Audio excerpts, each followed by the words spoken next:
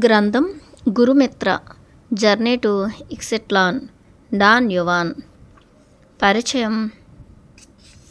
22 మే 1971 శనివారం నాడు 1961 నుంచి నేను ఎవరితో అయితే కలుస్తున్నానో ఆ యుకి భారతీయ సిద్ధయోగి అయిన డాన్ యువాన్ మాథ్యూస్ని చూడటానికి మెక్సికోలోని సోనారా నగరానికి వెళ్ళాను. నేను ఇప్పుడు అతన్ని కలుసుకోవటం అన్నది నేను అతని శిష్యుడిగా ఉన్న ఈ 10 సంవత్సరాలలో నేను అతన్ని చూడటానికి వెళ్ళిన చాలా సందర్భాల కంటే ఇంకా ఏ విధంగానూ వేరుగా ఉండదనుకున్నాను.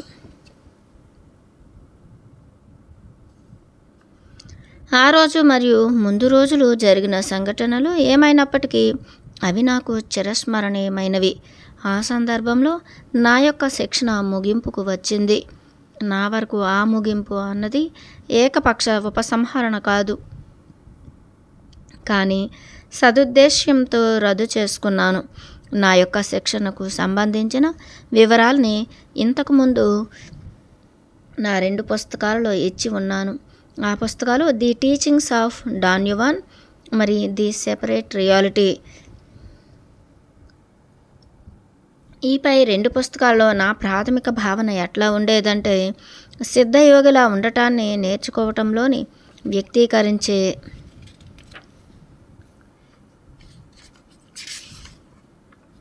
విషయాలు అన్నవి సైకోథెరపిక్ మొక్కల్ని లోపలికి తీసుకోవటం ద్వారా ఉత్పత్తి చేయబడిన నాన్ ఆర్డినరీ రియాలిటీ యొక్క స్థితులు. ఈ విషయంలో ఆ 3 మొక్కల్ని ఉపయోగించటంలో డాన్ యువాన్ నిష్ణాతుడు. ఆ 3 మొక్కలు దతురా ఎనాక్సియా జిమ్సిన్ వీడ్ అని సాధారణంగా తెలిసినది, లోపోర్ పోరా విలియమ్స్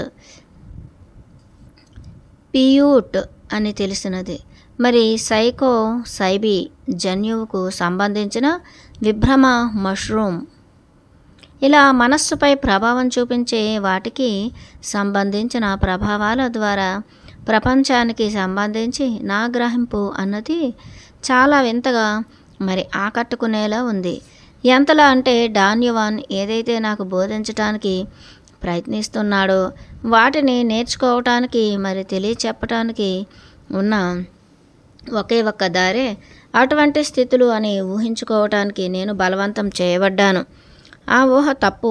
డాన్ యువాన్తో నా పని గురించిన ఎటువంటి అపార్థాలను నివారించే ఉద్దేశ్యం కోసం ఈ సందర్భంలో ఈ క్రింది సమస్యలను నేను వివరించాలి అనుకుంటున్నాను. ఏదైనా ఇప్పటి వరకు డాన్ యువాన్ని సాంస్కృతిక పరిసరాలలో ఉంచేటటువంటి ప్రయత్నం నేను చేయలేదు. అతను ఒకానొక యూకి భారతీయుడిగా పరిగణించుకునే వాస్తవం ఏదైతే ఉందో అది సిద్ధయోగికి సంబంధించిన అతని జ్ఞానం అన్నది సాధారణంగా యూకి భారతీయులే సాధన చేయాలి లేదా వాళ్ళు మాత్రమే తెలుసుకోవాలి అనే అర్థాన్ని సూచించదు. నా శిక్షణా కాలంలో నాకు మరి డాన్ యువాన్కి మధ్య జరిగిన సంభాషణలన్నీ కూడా స్పానిష్ భాషలోనే జరిగాయి. మరి ఆ భాష పైన అతనికి ఉన్న క్షుణ్ణమైన పట్టు కారణంగా మాత్రమే అతని నమ్మకాలకు సంబంధించిన పద్ధతి యొక్క క్లిష్టమైన వివరణలను నేను పొందగలిగే సామర్థ్యం కలిగి ఉన్నాను. ఆ పద్ధతిని సూచిస్తూ ఉండటానికి సంబంధించిన సాధనని సిద్ధయోగిలాగా నేను కొనసాగించాను. మరి డాన్ యువాన్ని సూచిస్తుండటానికి సంబంధించిన సాధనని సిద్ధయోగిలాగా కూడా నేను కొనసాగించాను. ఎందుకంటే ఈ మార్గాలని అతనంతటా అతనే ఉపయోగించాడు. అయితే నా శిక్షణ మొదట్లో అతను ఏం చెప్పాడు, మరి తర్వాత దశలలో అతను ఏం చెప్పినా ప్రతిదీ కూడా చాలా మటుకు నేను వ్రాయగలిగే సామర్థ్యం కలిగి ఉన్న మీదట నేను చాలా ఎక్కువ ఫీల్డ్ నోట్స్ను సేకరించాను. దీన్ని చదవటానికి వీలుగా ఉండేటట్లు చేయటానికి, అలాగే డాన్ యువాన్ బోధనలకు సంబంధించిన నాటకీయ ఐక్యతను ఇంకా సంరక్షించటానికి నేను వాటిని మార్చవలసి వచ్చింది. కానీ నేను తీసేసింది ఏంటంటే, నేను నమ్మినంత వరకు నేను లేవనెత్తి చూపించాలనుకున్న విషయాలకు సంబంధించి ఏ ప్రాముఖ్యం లేనివి. డాన్ యువాన్తో నా పనికి సంబంధించిన విషయంలో అతన్ని ఒక సిద్ధయోగిగా చూడటానికి, మరి అతని జ్ఞానంలో సభ్యత్వం పొందటానికి నేను నా యొక్క ప్రయత్నాలను మాత్రమే పరిమితం చేశాను. నా వాదనను ప్రదర్శించడానికి సంబంధించిన ఉద్దేశ్యం కోసం సిద్ధయోగికి సంబంధించిన ప్రధాన ఆధారమైన ప్రతివాదనను డాన్ యువాన్ నాకెట్లా అయితే అందించాడో దాన్ని మొట్టమొదట నేను ఖచ్చితంగా వివరించాలి. అతను చెప్పాడు, ఒక సిద్ధయోగికి రోజువారీ జీవితానికి సంబంధించిన ప్రపంచం అన్నది నిజమైనది కాదు, లేదా అక్కడే ఉన్నది అది ఉంది అని మనం దేనిని అయితే నమ్ముతామో అది నిజమైనది కాదు. ఒక సిద్ధయోగికి వాస్తవం అన్నది లేదా మనందరికీ తెలిసిన ప్రపంచం అన్నది ఒక వివరణ మాత్రమే. ఈ ప్రతిపాదనను నిర్ధారించడానికి నా కంటి ముందున్న ప్రపంచం ఏదైతే నా మైండ్లో ఉందో అది కేవలం ప్రపంచానికి సంబంధించిన ఒక వివరణ అనేటువంటి నిజమైన నమ్మకంలోకి నేను చేరుకోవటానికి డాన్ యువాన్ అతని అత్యుత్తమమైన ప్రయత్నాలపై అతని ఏకాగ్రతను ఉంచాడు. ఏదైతే నేను పుట్టినప్పటి నుంచి నా లోపలికి బలవంతంగా నాటబడిన ఆ వివరణ. ఒకానొక పసిపిల్లవాడితో ఎవరైతే పరిచయంలోకి వస్తారో వారందరూ కూడా ఆ పిల్లవాడికి టీచర్లు. ఆ టీచర్లు ఎవరైతే ఉన్నారో వారు ఆ పిల్లవాడికి ఈ ప్రపంచం ఎట్లా వివరించబడిందో అట్లా ప్రపంచాన్ని గ్రహించగలిగే సామర్థ్యం ఆ పిల్లవాడికి ఎప్పటికీ వస్తుందో అప్పటి వరకు వాడికి నిరంతరం ప్రపంచాన్ని వివరిస్తూ ఉంటారు అని అతను ఎత్తి చూపించాడు. డాన్ యువాన్కి సంబంధించినంత వరకు మనకి ఆ అశుభ సూచకమైన క్షణానికి సంబంధించిన జ్ఞాపకం ఉండదు. ఎందుకంటే బహుశా మనలో ఎవరికి కూడా దాన్ని దేనితోనూ పోల్చుకోవటానికి కావలసిన సమాచారం, సూచనలు ఉండవు. ఇంకా ఆ క్షణం ఏమైనప్పటికీ ఆ పిల్లవాడు ఒక సభ్యుడు. అతనికి ప్రపంచానికి సంబంధించిన వివరణ తెలుసు. మరి ఆ వివరణకి అనుగుణంగా నడుచుకుంటూ దాన్ని ధృవీకరించడం ద్వారా అతను ఎప్పుడైతే అన్ని సరైన జ్ఞానానికి సంబంధించిన వివరణలు తయారు చేసే సామర్థ్యం అతనికి వస్తుందో అప్పుడు అతని సభ్యత్వం పూర్తి స్థాయిగా తయారవుతుంది. అయితే డాన్ యువాన్కి సంబంధించి మన రోజువారీ జీవితానికి సంబంధించిన వాస్తవం అన్నది అందరం సమానంగా చేయటాన్ని నేర్చుకుని ఉండి ఏవైతే మనం ప్రతి ఒక్కరం ఎవరైతే పంచుకునే ఆ నిర్దిష్ట సభ్యత్వానికి సంబంధించిన జ్ఞాన వివరణకు సంబంధించిన నిరంతర ప్రవాహం కలిగి ఉంటుంది. జ్ఞాన వివరణలు ఏవైతే ప్రపంచాన్ని తయారు చేస్తాయో వాటికి ఒక నిరంతర ప్రవాహం ఉంటుంది అనేటువంటి ఆలోచన అన్నది అవి నిరంతరాయంగా అమలు అవుతూ మరి ఎప్పుడూ బహిరంగంగా ప్రశ్నించటానికి అరుదుగా ఉంటాయి అనేటువంటి వాస్తవంతో అనుగుణంగా ఉంటుంది. నిజానికి మనకు తెలిసిన ప్రపంచానికి సంబంధించిన వాస్తవం అన్నది అంగీకారంగా తీసుకున్నాం కనుక ఆ సోర్సరీకి సంబంధించిన ప్రాథమిక ప్రతిపాదన మన వాస్తవం అన్నది చాలా వివరణలో ఒకనొక మామూలుది. చాలా అరుదుగా ఆ వివరణలను తీవ్రమైన ప్రతిపాదనలుగా ఏమాత్రం తీసుకోలేకపోయాం. అదృష్టం కొద్దీ నా శిక్షణ విషయంలో అతని ప్రతిపాదనను నేను సీరియస్గా పరిగణిస్తానా లేదా అని అస్సలు పట్టించుకోలేదు డాన్ యువాన్. అతను చెబుతున్నది ఏదైతే ఉందో దాన్ని అర్థం చేసుకునే నా యొక్క అసక్తత, నా అపనమ్మకం, నా వ్యతిరేకత ఉన్నప్పటికీ అతను అనుకున్న విషయాన్ని అతను వివరించటాన్ని కొనసాగించాడు. ఈ విధంగా సిద్ధయోగికి సంబంధించిన టీచర్గా మేము మాట్లాడుకోవటం మొదలుపెట్టిన మొట్టమొదటి నుంచి ప్రపంచాన్ని నాకు వివరించడానికి డాన్ యువాన్ గట్టి ప్రయత్నం చేశాడు. అతని భావనలు మరి పద్ధతుల్ని ఒడిసి పట్టుకోవడంలోని నా కష్టం ఎక్కడ నుంచి ప్రారంభమైందంటే అతని యొక్క వివరణలకు సంబంధించిన విభాగాలు అన్నవి నా యొక్క వ్యక్తిగత విభాగాలతో సరిపడనవి మరి అన్యమైనవి అనే వాస్తవం నుంచి. అతని వాదన ఏంటంటే మామూలుగా చూడటానికి లుకింగ్ వ్యతిరేకంగా చూడటం ఎట్లా, మరి చూడటానికి సీయింగ్ మొట్టమొదటి అడుగు ఏంటంటే ప్రపంచాన్ని ఆపడం అన్నది అతను నాకు బోధిస్తున్నాడు. చాలా సంవత్సరాలు ప్రపంచాన్ని ఆపడం అనేటటువంటి ఆలోచన అన్నది ఎటువంటి అర్థాన్ని ఇవ్వనటువంటి ఒక నిగూఢ ఉపమానంలాగా నేను అనుకున్నాను. నా శిక్షణ ముగింపు దశలో జరిగినటువంటి ఒక అనాధికార సంభాషణ జరిగినప్పుడు మాత్రమే వాటి పరిమితి మరి ప్రాముఖ్యత అన్నవి తెలుసుకున్నాను. డాన్ యువాన్ బోధనలకు సంబంధించిన ఒకానొక ముఖ్యమైన ప్రతిపాదనలు అవి నేను పూర్తిగా గ్రహించిన స్థితికి వచ్చాను. నేను మరి డాన్ యువాన్ ప్రశాంతంగా అవ్యవస్థీకృత పద్ధతిలో వివిధ విషయాల గురించి మాట్లాడుకుంటున్నాం.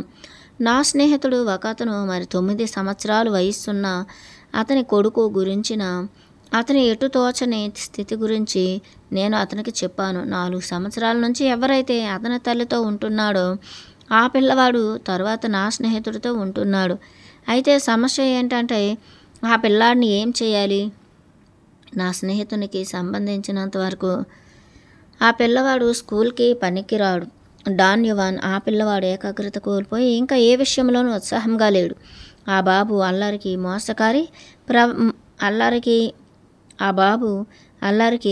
మోసకారి ప్రవర్తనకి అలవాటు పడి ఇంట్లో నుంచి పారిపోతున్నాడు.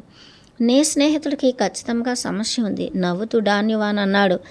ఆ పిల్లాడు చేసిన భయంకరమైన పనులు అన్నింటినీ నేను అతనికి చెప్పాలనుకున్నాను, కానీ అతను నన్ను అడ్డుకున్నాడు. పాపం ఆ చిన్న పిల్లాడి గురించి ఇంకేమీ చెప్పనవసరం లేదు అతను అన్నాడు. నాకు కానీ నీకు కానీ ఏ రకంగానూ మన ఆలోచనల్లో అతని చర్యలను పట్టించుకోవాల్సిన అవసరం లేదు. డాన్ యువాన్ ప్రవర్తన అనూహ్యంగా మరి అతని గొంతు స్థిరంగా ఉంది. డాన్ యువాన్ అంతలోనే అతను నవ్వాడు. నా స్నేహితుడు ఏం చేయగలడు? నేను అడిగాను. చాలా హీనంగా అతను చేయగలిగేది ఏంటంటే అతను చెప్పిన దానికి ఒప్పుకోమని ఆ పిల్లాడిని బలవంతం చేయడం, డాన్ యువాన్ అన్నాడు.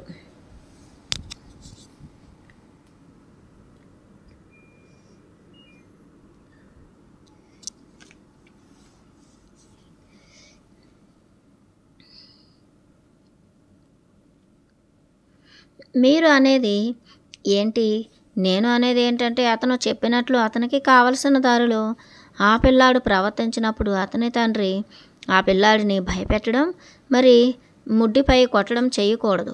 అతనితో దృఢంగా లేకపోతే అతను ఆ పిల్లాడికి ఏదైనా ఎట్లా నేర్పగలడు? నీ స్నేహితుడు వేరే వాళ్ళ చేత ఆ పిల్లవాడి ముడ్డి మీద కొట్టేలా చేయగలడు. అతను ఎవరిని అతని పిల్లాడిని ముట్టుకోనివ్వడు. అతని సలహాకి ఆశ్చర్యపోయి నేనన్నాను. చూడ్డానికి డాన్ యువాన్ నా ప్రతిస్పందనను ఆనందిస్తున్నట్లుగా ముసిముసిగా నవ్వాడు.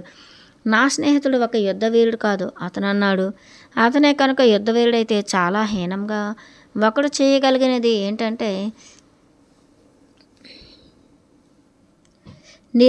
ఏంటంటే నిర్మోహమాటంగా మనుష్యులను ఎదుర్కోవటం అని అతనికి తెలుసుండేది. ఒక యుద్ధవీరుడు ఏం చేస్తాడు డాన్ యువాన్? ఒక యుద్ధవీరుడు వ్యూహాత్మకంగా ముందుకు వెళ్తాడు.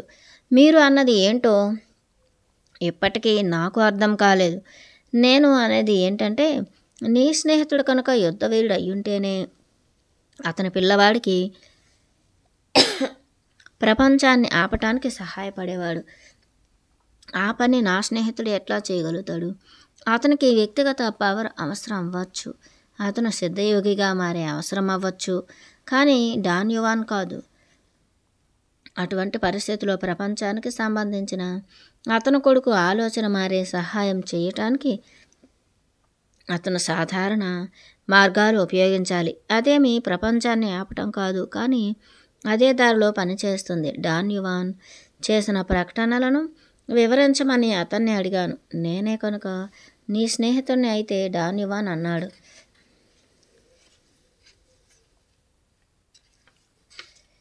ఆ చిన్నపిల్లాడి ముడ్డిపైన చరచడానికి నేను ఎవరినైనా నియమించటంతో మొదలుపెట్టి ఉండేవాడిని. నేను తిరిగాడేవారు మరి మద్యపానాలు ఉండే చోటుకు వెళ్ళి ఎంత అయితే అంత చండాలంగా కనబడే ఒకతన్ని ఎంచుకొని నియమిస్తాను. ఒక చిన్న పిల్లాడిని భయపెట్టడానికా? ఒక చిన్న పిల్లాడిని భయపెట్టడానికి మాత్రమే కాదు మూర్ఖుడా, ఆ చిన్న పిల్లాడిని ఆపి మరి కొట్టాలి, కానీ ఆ పిల్లవాడి తండ్రి ఆ పని చేయకూడదు. ఎవరైనా అతని తోటి మనుషులను ఆపాలనుకుంటే వారిని ఒత్తిడి చేసేటటువంటి చట్టం బయట ఎల్లప్పుడూ అతను ఉండాలి. ఆ దారిలో ఒకడు ఎప్పుడూ కూడా ఒత్తిడిని మార్గదర్శకం చేస్తాడు. ఆ ఆలోచన అర్ధరహితంగా ఉంది, కానీ ఎందుకో నాకు అది ఆకర్షణీయంగా అనిపించింది. డాన్ యువాన్ అతని గెడ్డాన్ని అతని ఎడమ అరచేతిలో ఉంచాడు. అతని ఎడమ చెయ్యి క్రింద ఉండి చిన్న బల్లలాగా ఉపయోగపడుతున్న చెక్క పెట్టెపైన అతని ఛాతీకి వ్యతిరేకంగా ఉంది. అతను కళ్ళు మూసుకున్నాడు, అయితే కనుగుడ్లు కదిలాయి. అతని మూసి ఉన్న కన్నురెప్పల గుండా నా వైపు చూస్తున్నాడు అనిపించింది. ఆ ఆలోచన నన్ను భయపెట్టింది. ఆ చిన్నపిల్లాడితో నా స్నేహితుడు ఏం చెయ్యాలో ఇంకొంచెం ఎక్కువ చెప్పండి నేను అన్నాను. తిరుగాడేవారు మరి మద్యపానులు ఉండే చోటుకు అతన్ని వెళ్ళమను. తర్వాత అక్కడ నిర్లక్ష్యంగా చూడటానికి వికారంగా కనబడే ఒకతన్ని ఎంచుకోమను. అతను చెబుతున్నాడు. అతనికి చెప్పు ఒక యువకుడిని ఎంచుకోమని. ఆ యువకుడికి ఇప్పటికి ఇంకా కొంత బలం అతనిలో ఉండాలి. అట్లాంటి ఒకతన్ని ఎంచుకోవాలి. తర్వాత డాన్ యువాన్ ఆ వింత వ్యూహానికి ఒక ఆకారాన్ని ఇచ్చాడు. ఆ మనిషి మా స్నేహితుడు. అతని కొడుకుతో కలిసి ఎక్కడికి వెళ్తాడో ఆ చోటుకు వాళ్ళని అనుసరించమని నేను నా స్నేహితుడికి సూచించాలి. ఆ మనిషి ఆ పిల్లాడికి సంబంధించిన ఎటువంటి అభ్యంతరకరమైన ప్రవర్తన తర్వాత ముందుగానే అనుకున్న సౌజ్ఞకి ప్రతిస్పందనగా అతను దాక్కున్న చోటు నుండి దూకి పిల్లాడిని పైకెత్తి మరి ముడ్డు మీద చరిచి అతన్ని భయపెట్టాలి. ఆ మనిషి ఆ పిల్లాడినే భయపెట్టిన తర్వాత అతనికి తెలిసిన ఏదో ఒక దారిలో నీ స్నేహితుడు ఆ చిన్న పిల్లాడి విశ్వాసం తిరిగి మళ్ళీ పొందటానికి ఖచ్చితంగా సహాయం చేయాలి. నీ స్నేహితుడు ఈ పద్ధతిని 3 లేదా 4 సార్లు అనుసరిస్తే నేను ఖచ్చితంగా చెప్పగలను. ప్రతి దాని వైపు ఆ పిల్లాడి భావన వేరేగా ఉంటుంది. అతను ప్రపంచానికి సంబంధించిన ఆలోచనని మార్చుకుంటాడు.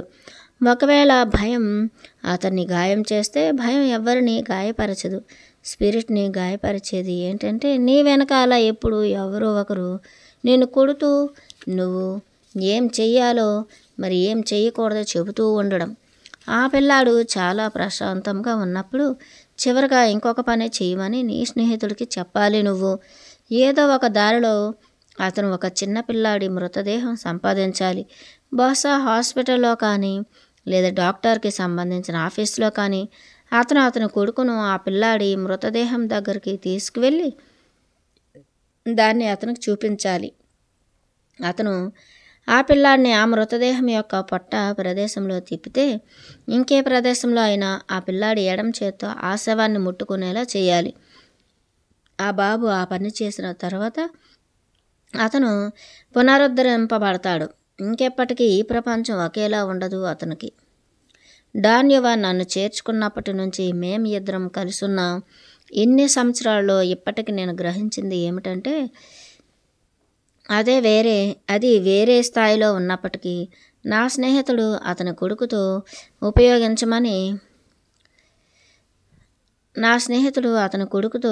ఉపయోగించమని అతను సూచిస్తున్న అదే వ్యూహాలు. దాని గురించి నేను అతన్ని అడిగాను. ప్రపంచాన్ని ఆపటం ఎలా అని నాకు బోధించడానికి ఇన్నాళ్ళు అతను ప్రయత్నిస్తూనే ఉన్నాడని అతను చెప్పాడు. ఇప్పటికీ నువ్వు ఆపలేకపోయావు. నవ్వుతూ అతను అన్నాడు. చుట్టానికి ఏది పని చేయటం లేదు, ఎందుకంటే నువ్వు చాలా మొండి పట్టుదల గలవాడివి. చూడటానికి ఏది పని చేయటం లేదు ఎందుకంటే నువ్వు చాలా మొండి పట్టుదల గలవాడివి. నువ్వు కానీ కొంచెం తక్కువ మొండి పట్టుదల గలవాడివైతే అయితే ఇప్పటికీ నేను నీకు బోధించిన ఏదో ఒక విధానంతో బహుశా నువ్వు ప్రపంచాన్ని ఆపుతుండేవాడివి. ఏ విధానాలు డాన్ యువాన్? నువ్వు చెయ్యి అని నేను చెప్పిన ప్రతిదీ కూడా ప్రపంచాన్ని ఆపటం కోసం ఉపయోగించే విధానమే. ఆ సంభాషణ జరిగిన కొన్ని నెలల తర్వాత ప్రపంచాన్ని ఆపటం ఎలా అని నాకు నేర్పించటానికి అతను ఏర్పాటు చేసిన దాన్ని డాన్ యువాన్ పూర్తి చేశాడు. నా జీవితంలోని ఆ సుప్రతిష్టమైన సంఘటన 10 ఏళ్లకు సంబంధించిన నా వర్క్ని క్షుణ్ణంగా పునః పరిశీలించేలా నన్ను ఒత్తిడి చేసింది. సైకోథెరపీకి మొక్కల యొక్క పాత్ర గురించిన నా అసలు భావన అన్నది తప్పు అన్న విషయం నాకు అర్థమైంది. ప్రపంచానికి సంబంధించిన సిద్ధయోగి యొక్క వివరణలు అవేవి కీలక అంశాలు కాదు, కానీ ధృవపరచడానికి సహాయకులు మాత్రమే. ఇంకా చెప్పాలంటే వేరే రకంగా గ్రహించటానికి సంబంధించిన నా అసక్తత ఏదైతే ఉందో దాని వివరణ యొక్క భాగాలను దృఢపరచడానికి సహాయకులు మాత్రమే. వాస్తవానికి సంబంధించిన నా సహజ కథనాన్ని పట్టుకుని వేలాడుతున్న నా ఒత్తిడి డాన్ యువాన్ యొక్క లక్ష్యాలతో నన్ను దాదాపుగా చెవిటి మరి గుడ్డివాడిగా చేసింది. అందువల్ల నాకు సున్నితత్వం లేకపోవటం ఉన్నది వాటి ఉపయోగాన్ని పెంచింది. నా ఫీల్డ్ నోట్స్ని పూర్తిగా సమీక్షిస్తుంటే నేను గ్రహించింది ఏంటంటే, మేమిద్దరం కలిసి మొదటి నుంచి అతను పిలిచే ప్రపంచాన్ని ఆపటానికి పద్ధతులు గురించిన కొత్త వివరణకు సంబంధించిన చాలా మొత్తాన్ని డాన్ యువాన్ నాకు ఇచ్చాడు. నా ఇంతకుముందు పుస్తకాల్లో నా ఫీల్డ్ నోట్స్కి సంబంధించిన ఆ భాగాలని నేను పట్టించుకోకుండా ప్రక్కకి పెట్టేశాను. ఎందుకంటే సైకోథెరపీకి మొక్కలకు సంబంధించిన ఉపయోగాలతో వాటికి ఎటువంటి సంబంధం లేదు.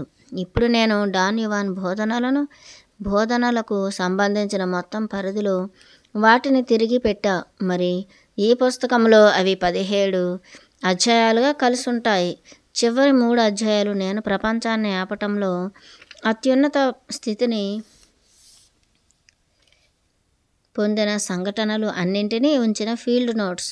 వాటన్నింటినీ కలిపితే నేను నా యొక్క శిక్షణని మొదలుపెట్టినప్పుడు నేను చెప్పవచ్చు, అక్కడ ఇంకొక వాస్తవం ఉంది. చెప్పాలంటే నాకు తెలియనిది ఏదైతే ఉందో అది ప్రపంచానికి సంబంధించిన సిద్ధయోగి వివరణ. డాన్ యువాన్ ఒక సిద్ధయోగిగా మరి టీచర్గా ఆ వివరణకు నాకు నేర్పాడు. అందువల్ల నేను ఉన్న ఈ 10 ఏళ్ల శిక్షణలో కలిగి ఉంది ఏంటంటే, నేను వెళ్ళే కొద్దీ ఇంకా క్లిష్టమైన భాగాలు పెరుగుతూ కలుస్తూ దాని వివరణను విప్పడం ద్వారా తెలియని వాస్తవాన్ని ఏర్పాటు చేయటం. శిక్షణకు సంబంధించిన ముగింపు అంటే అర్థం ఏంటంటే, వాస్తవమైన పద్ధతిలో మరి నమ్మేటటువంటి దారిలో ప్రపంచానికి సంబంధించిన కొత్త వివరణను నేను నేర్చుకున్నాను. మరి అందువల్ల ఆ కొత్త వివరణకు పోల్చగలిగేది ఏదైతే ఉందో ప్రపంచానికి సంబంధించిన ఒక కొత్త గ్రహింపును రాబట్టగలిగే సామర్థ్యం కలిగిన వాడిలా తయారయ్యాను. ఇంకొక రకంగా చెప్పాలంటే నేను సభ్యత్వాన్ని పొందాను. డాన్ యువాన్ ఏమని వివరించాడు అంటే, ఒకడు ఎవరైనా చూడటం సీయింగ్ దగ్గరగా రావాలంటే ఒకడు చేయవలసిన మొదటి పని ప్రపంచాన్ని ఆపటం. ప్రపంచాన్ని ఆపటం అన్నది దేంట్లో అయితే రోజువారీ జీవితం యొక్క వాస్తవం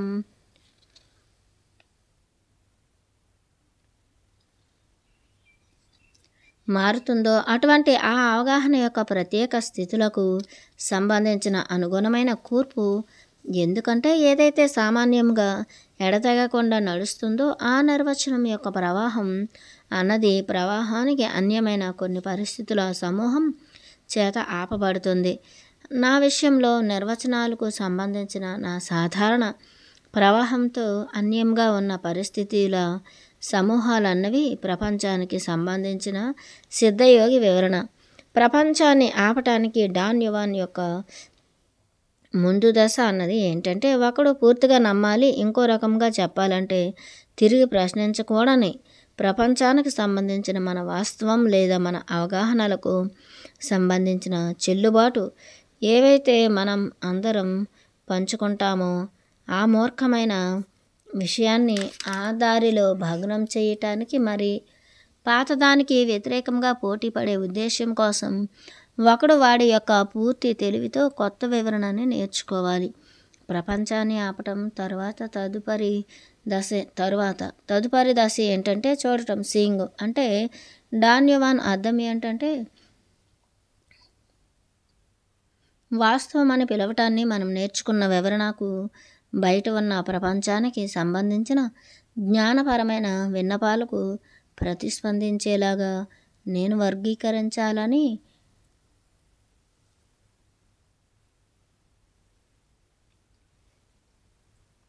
వీటిని కోరుకుంటాను అని. నా వాదన ఏంటంటే ఈ దశలన్నీ కూడా అవి వేటికి చెందినవో ఆ వివరణకు సంబంధించిన పరంగా మాత్రమే అర్థం చేసుకోగలుగుతాం. అయితే మొదటి నుంచి నాకు ఇవ్వటానికి అతను గట్టి ప్రయత్నం చేసినది ఏదైతే ఉందో అది వివరణ అవ్వటం వలన అప్పటి నుంచి అతని బోధనలు అన్నవి దానిలోకి ప్రవేశించడానికి సంబంధించిన ఏకైక మార్గమని నేను ఖచ్చితంగా అనుకోవలసి వచ్చింది. అందువల్ల డాన్యవాన్ మాటల్ని వాటి గురించి అవే మాట్లాడుకోనివ్వమని అనేటట్లుగా నేను వదిలేశాను.